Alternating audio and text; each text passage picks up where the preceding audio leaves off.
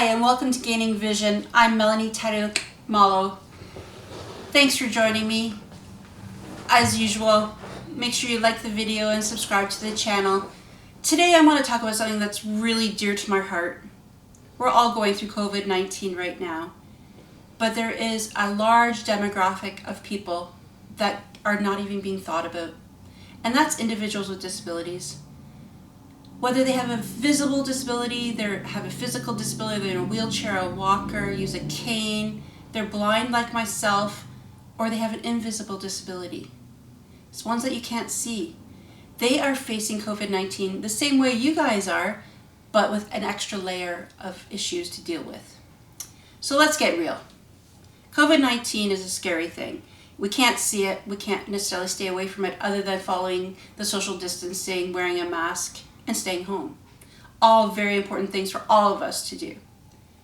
But for people with disabilities, they may not be able to get out of the house at all to get their groceries. They may be home by themselves, isolated, not being able to cook for themselves, not being able to take care of themselves. They may have medical needs that they can't achieve or reach because they've COVID-19. They can't have people come in. The nurses can't come in. The PSWs may not be coming in as frequently. So they are isolated, they're facing these barriers, and many of them don't have the support systems that we do. So I want you to put yourself in our shoes for a minute. Let's be real about this, a candid conversation. Now, I'm not speaking for everybody with disabilities because everybody's situation is different, but I am going to talk about some things I've heard from my clients, my friends, and from myself. A lot of us don't work regularly.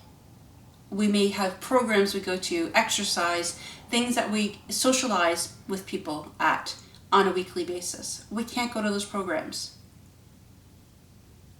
We may have a lot of high medical needs that we need to go to the doctor or to receive transplants or operations or anything, whether you're facing cancer or anything. You may not be able to get the treatments that you need. This adds a whole entirely different layer of fear of what may happen. Also, feeling that isolation and fear that you're not part of society, not just because you have a disability, but because you're so detached from it.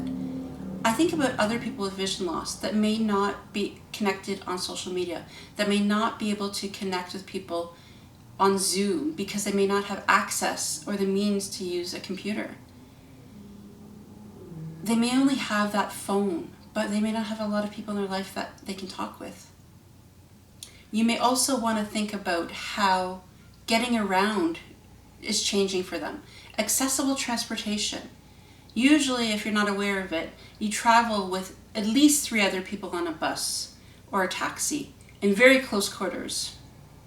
And you have an amazing driver that will make sure you get to where you need to get to safely. But now you can only use accessible transportation to go to the doctor or to get groceries.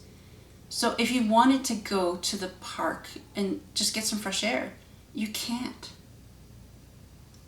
If you have an invisible disability, you may be looked upon differently because it may be stress or anxiety.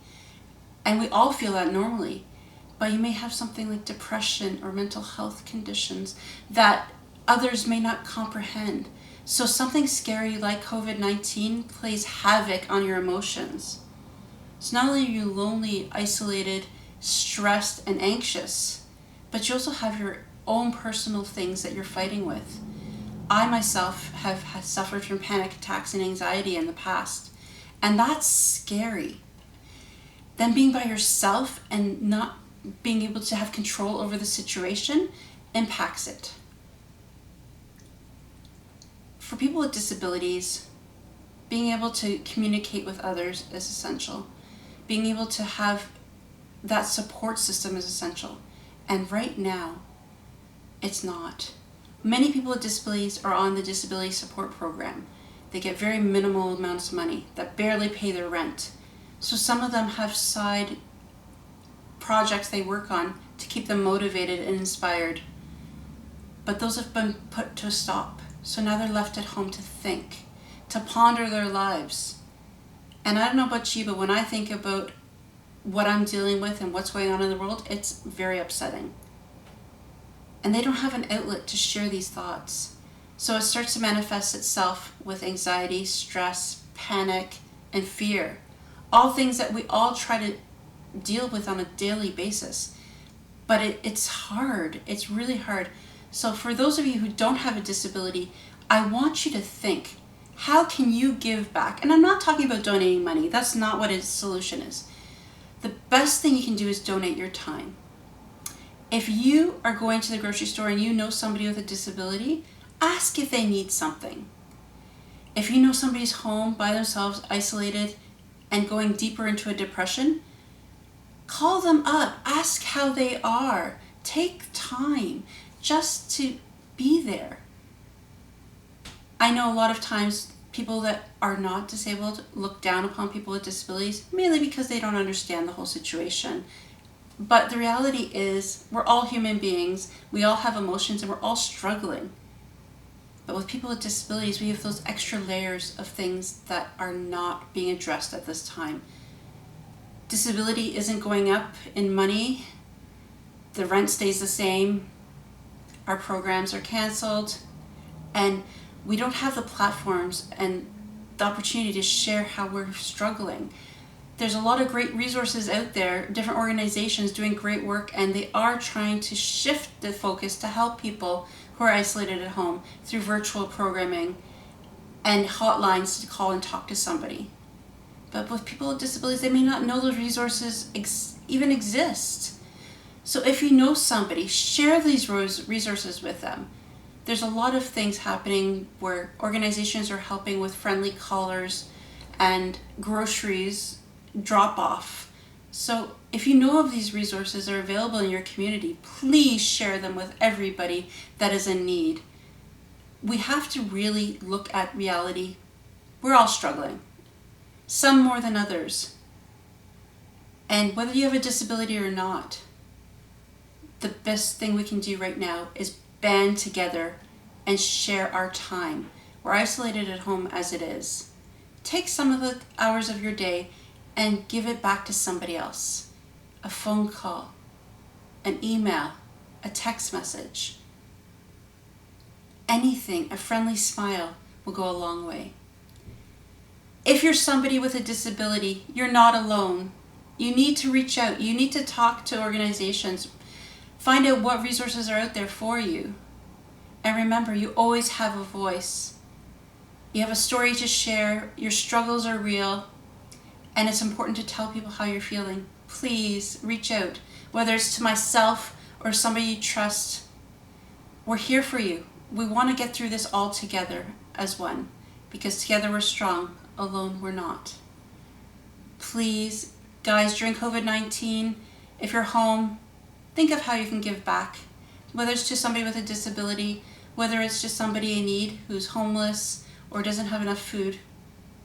Take the time. Do something great that's going to not only make you feel better, but help our fellow human beings. It's so important. And don't judge people with disabilities and think they're beneath you, because really, truly, they are incredible individuals that have so much to give. Gifts, talents. They're just as good as anybody else, if not better. They just are misunderstood, and people don't take the time to really ask the questions that need to be asked. So my challenge to each and every one of you is to take some time. We all have the gift of time. And do some good. Pick up the phone, make a phone call. Reach out to somebody with a disability, make sure they're okay. Maybe it's a senior that you see that is living by themselves. Make sure that they're okay and they have resources that they need. That's all that we can do. Let's band together and fight COVID-19 in a human way. So next time, we'll face another fact about disability, because we have to talk about invisible disabilities and visible disabilities and get rid of all the myths. Let's talk about some real things. But don't forget to subscribe, like, and please stay safe. Until next time.